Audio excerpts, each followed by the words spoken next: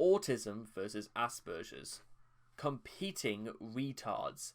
The first words that come to Chris's mind when he thinks of anyone with Asperger's syndrome, including me, no doubt. So don't expect me to give two fucks to Chris about what he thinks. Chris extends his loyalty to brands far outside the normal realms of products and services and into the world of mental abnormality. I can't apparently consider them as a loyalty for some reason. He is extremely loyal to his diagnosis of autism, swearing by my autism multiple times and considering it to be an integral part of his identity, despite having serious difficulty grasping how the condition affects his ability to function. Just as with the PS3 and Xbox 360 respectively, Chris has identified a rival to autism in Asperger's syndrome. I do not even know how you could even begin to compare the two as rivals, but this is a classic case of Chris's propensity to choose one brand over another despite the fact that they are identical. Chris's high-functioning autism and Asperger's are essentially the same diagnosis. Chris feels that people with Asperger's are trying to steal his limelight. Please take note that Chris says his limelight. And in fact stated that the name of the disorder, beyond merely sounding like a bad cut of cow meat, well, I guess you could say it's because the American pronunciation is Asperger's, even though it's, if you were to say Asperger's, I would assume there would be a B instead of a P. But because there's a P, I think I've just put it down as just Americans mispronouncing the word. It's pronounced Asperger's. That's it. Well, again, I might not be the one to change anybody's mind about this, but it prevents people from saying shit like a bad cut of cow meat, brought to mind competing retards. He seems to believe that people with Asperger's syndromes are somehow faking their symptoms. Well, what do you guys reckon? You know what? Answer me genuinely in the comments if you want to. Do I sound like somebody who is faking my diagnosis? I generally want to know, because somehow I feel like people might actually believe that. Chris's loyalty to autism and insistence on believing it to be different from Asperger's syndrome forces him to ignore any kind of reason in any which way, shape or form. Initially, his unusual feelings on the matter were unknown, and he was unable to blissfully hold on to his ignorance unopposed.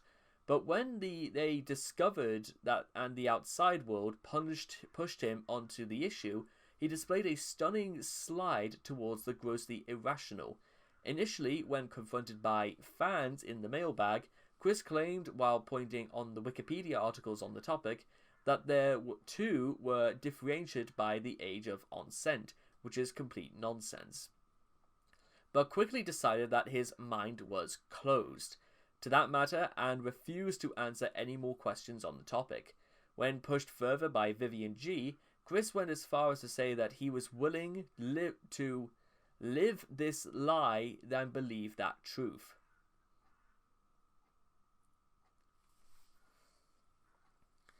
Just gonna leave that in there because I'm pretty sure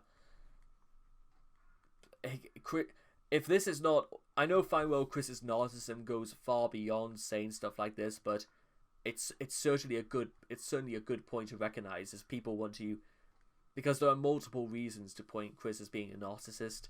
This is possibly also one of them. It shows not and denial as well, which you could I think you could say denial is sort of like a part of narcissism. Oh well. Harry Potter versus Pokemon. He dared compete against Pokemon. Plus, he is a total spaz, and I just do not care for him at all. Okay, Chris not content by just calling him a derogative, whatever. Although this is not seen as traditional rivalry by the rest of the world, Chris has a strong dislike of the boy wizard Harry Potter, because he perceives him to be a threat to the Pokemon franchise. Chris calls him a total spaz, and at one point even threatened to kill the fictional character. How, I do not know. Maybe he was thinking more about Daniel Radcliffe, but then again, I don't know if it was just talking about the books or the movie which came out in 2001, I think. His hatred appears to stem from Chris's perception that a brand was once again stealing the limelight from something he identified with. In this case, Pokemon. While Pokemon was aimed at younger children, Harry Potter targeted a slightly older, more literate demographic. To Chris, the choice was obvious. In later years, Chris softened his stance on Harry Potter, and at the request of Jackie, he dressed up as a wizard and made reference to Harry Potter. Chris expressing his hatred for that spaz the only way he knows how in Pokemon form. Whatever. Anyway, that's I can barely read that anyway. Nintendo. Listen, people of Nintendo. During my lifetime, my family and I have invested thousands of American dollars and cents in Nintendo video games and systems. From NES and Game Boy to the GameCube, Wii, and DS GBA. Chris expecting his loyalty to Nintendo to be repaid. It never will. It's just Chris displaying that he is a loyal customer. And that's what Nintendo will do. But we'll treat Chris as the same as any other customer. Chris has been a lifelong fan of Nintendo products.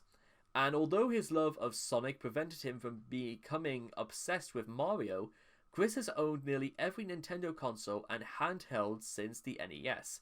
There have been no signs of the infamous Virtual Boy, however.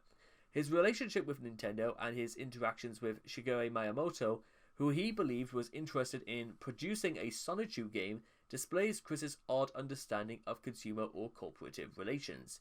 It appears that Chris believed his loyalty to various corporate interests would be recognized and returned in a reciprocal fashion, as he listed his multitude of Nintendo purchases in an attempt to convince the game developer to work with him. Apple iOS. Chris is an avid user of iOS products. In 2013, he built a double phone case to contain his iPhone 5 and 5th generation iPod Touch. Chris used the 8GB iPhone for everything requiring cell service, and he used the 32GB iPod for entertainment, and it wasn't even his only iPod Touch at the time. He had another one of equal capacity loaded with different content. He designed the case to make it easier to switch between products.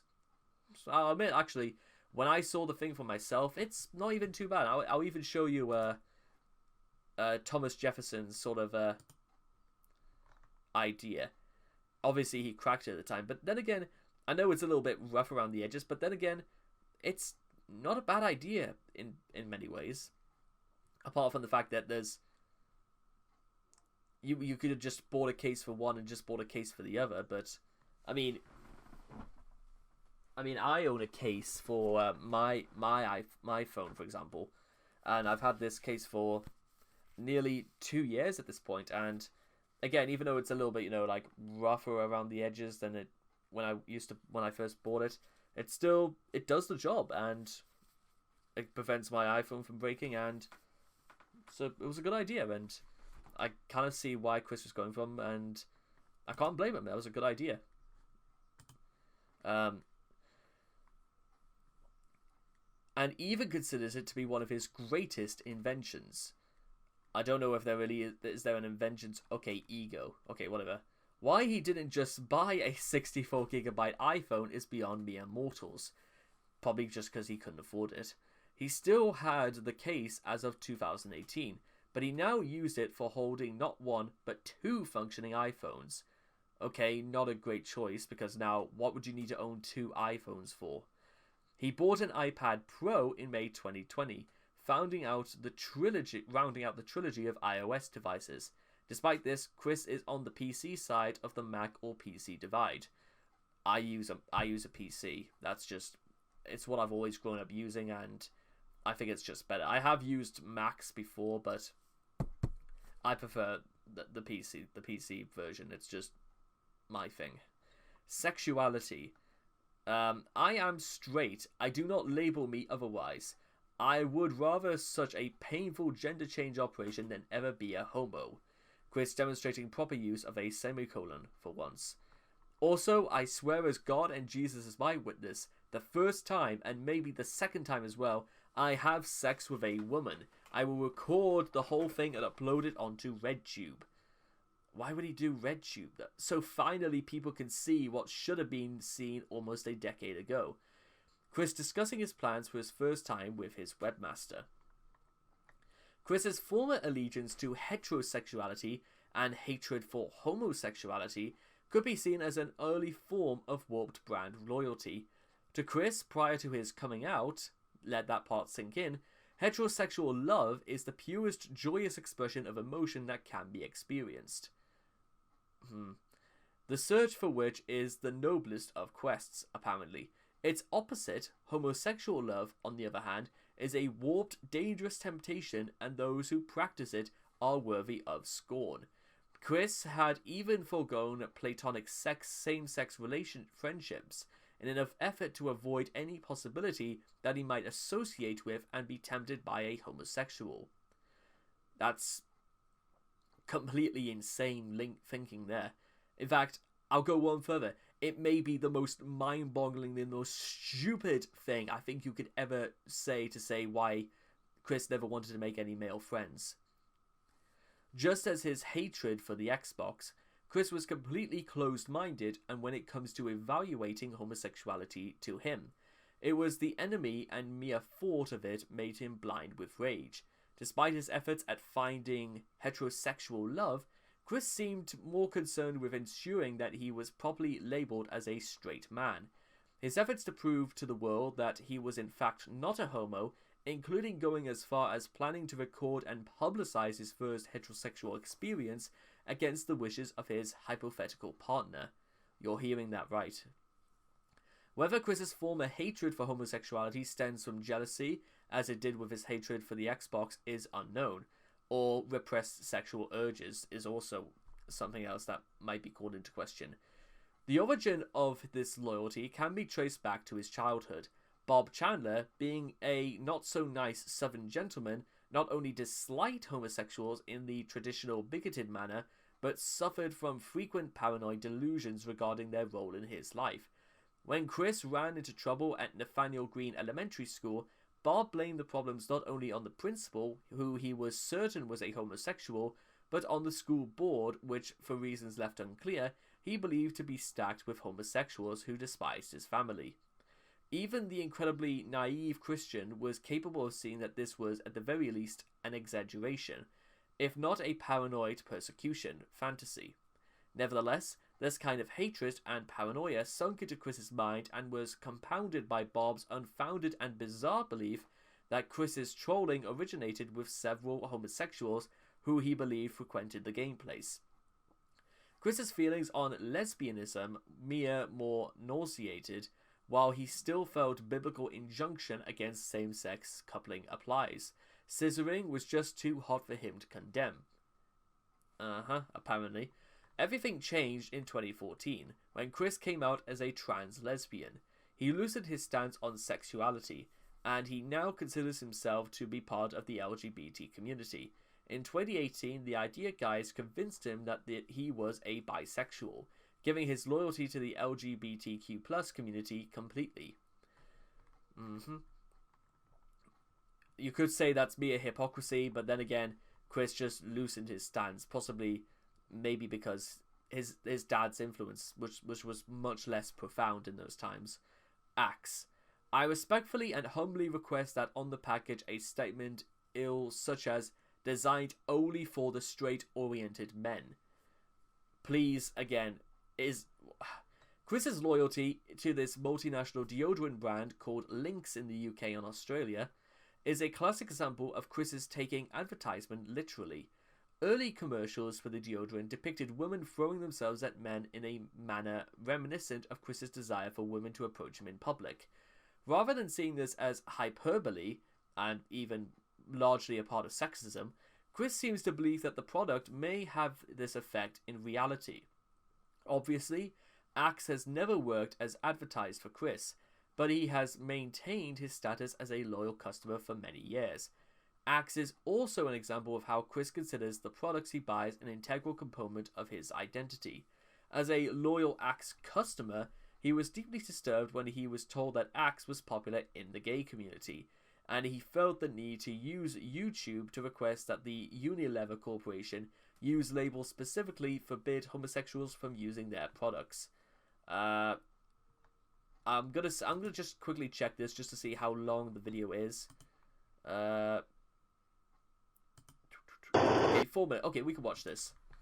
Just please let this sink in, everyone, because this is beyond ridiculous as well. Good day. I wish to make an announcement upon the side note, aside from my usual work. I would like to make a claim, make it obvious of, to the creators of my favorite brand of body spray, Axe.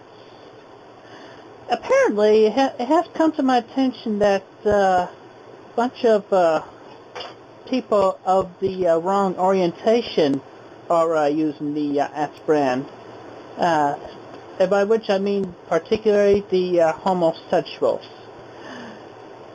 Thusly, a stereotype has been made. Has been made apparently. You'd be gay if you wore it. That's so stupid. It's not. I mean, it's not true. I mean, I'm straight, and I have been using Axe for years. I'm a proud user of that. And you could say, yes, absolutely, it's Chris's autism coming into play by taking it literally. As opposed to, you know, just moving on to maybe, I don't know, Ted Baker, Hugo Boss, Old Spice, other such products. Good. Or is it like Espace y Gabbana or something? I know I owned something like that. Originally, as it was originally sent for, and I quote, effective deodorant protection designed to seduce the ladies. And then later, when they expanded to the shower gel, they continued with that, saying, let's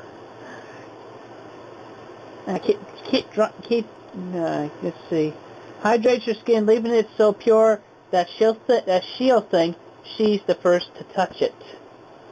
And then later again in the shampoo, it says here, get girl-approved hair. Wash, attract, repeat.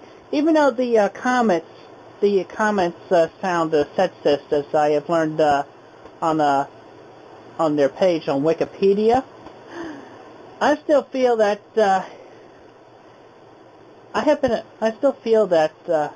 it is a big misuse and complete immoral act that the homosexuals take use of the Axe brand, which is dimensionally and originally oriented towards the straight people. I mean, men attract ladies. It means they're straight. They want to attract the ladies. They're straight. Wait, okay, that didn't come out right. But my point is, anyway, Axe is more meant for straight people. Straight men who wish to attract the ladies. Straight men who wish to attract the ladies. And I have been the proud user of Axe throughout the many variations. More to come and more out there to market, I'm sure, other than the body spray, the shower gel, and the shampoo. In any case, Axe was originally meant for and should remain only for the straight men who wish to attract the women. It is not meant for a homosexual dude to attract another homosexual dude. Ticks me off. It ticks him off. This is not about Axe whatsoever. This is all about Chris not coming to terms with the fact that whatever. Just I was about to make a point saying this is about Chris's, autism and taking things too literally, but no. Look how bitter he looks. This is about his hatred of homosexuality. This is not about his autism. This is about Chris being a bigot. It really does. And homophobic. So, I hope that Unilever, the company who creates the Axe products, see this video on the YouTube, and also I would like them to, I would be sound like some kind of bad person if I tell them to not sell it to the homosexuals, but But it should be more obvious in the package that it is meant for straight people. And also, I would like to make the following statement to all homosexuals who dare use it. You homosexuals, stay off of our apps. Peace out.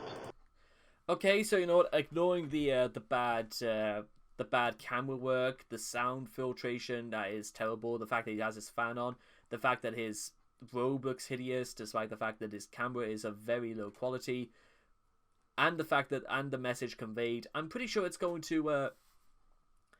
I wouldn't be so. Yeah, you get the idea. McDonald's versus Burger King. Tea for $1 in a large cup at McDonald's Go dollar menu. I don't know what that word means. Chris plugging his favorite restaurant to the trolls.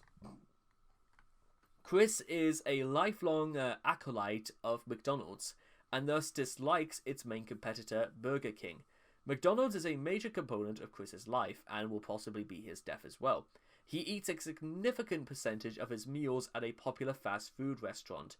Considers it the perfect location for a first date, and features it as a location in several issues of Sonichu. One of his most cherished and sickening fantasies involves having sex with his sweetheart in the handicapped bathroom of the local McDonald's. Romantic. Chris has little love for Burger King, although he certainly never mentioned refusing to eat the food when dragged there by his father, who preferred it to McDonald's. Bob and Chris apparently did not have dispute about coupons with the manager of the local Burger King, resulting in Chris's bizarre attempt to get his trolls to troll the manager by creating an article on the Quickie. Chris has never mentioned having any strong positive or negative feelings toward the Wendy's chain before his brief stint as an employee, and seems not to hold animosity toward the chain as a whole, despite being fired from his local store after 3 days. He lasted 3 days. Sometime in 2012, Chris seemed to have turned on McDonald's, despite using people to avoid the Forest Lakes location, as he believes he was being discriminated against due to his autism and foul mouth. It's possibly the second one. But in 2013, he plugged it on Facebook. Eat healthy with premium McWraps, apple slices, and tea. Know that McWraps contain up to 620 calories and that tea 220. That's like nearly half a day's calorie intake for somebody like me. And even the apple slices have been found to have crawling with listeria. Coke and Pepsi. Surprisingly, Chris does not appear to have specific long-term loyalty in this class example of a non-existent choice. He has been known to drink both, but claims that Sonichu drinks only Quick Cola, a variant of Pepsi with a special ingredient. Oh, I bet. Let me guess, does it the special ingredient called? Yes, it does. At one point, he supported a boycott of Pepsi due to its alleged gay friendliness, because that's all it takes for Chris to jump ship or run overboard. He has been known to hoard My Coke rewards points in the Ivy Q&A. Ivy describes him becoming miffed at having wanted to use his points to buy a different version of a song he already owned to fulfill Ivy's request for a video. One might think that a few points are a trifling thing when Sweet Sweet China is the potential reward, but one probably isn't Chris. Myself, for example. And that, ladies and gentlemen, brings us to the end of Chris and brand loyalty. As long as the loyalty shows absolutely no stain towards, gender acceptance, anything resembling, liberal opinions or liberal acceptance, or anything that, supports the fact that what Chris's literal mindset can only bear to handle, then he will accept it or reject it with abject scorn, or will make videos proclaiming his homophobia just so he can get his point across. Whatever his point was is very unconcerning, because for all the time he's used links, then how come he hasn't attracted any straight women? I think it might not just be the axe that's causing the problem. So anyway, I hope you guys have enjoyed this article courtesy of the Quickie. Please make sure to leave your thoughts and comments in the comment section down below. Let me know what you guys thought of Chris and brand loyalty for yourself. and I hope to all of you guys again in the next video. Take care. Bye-bye for now.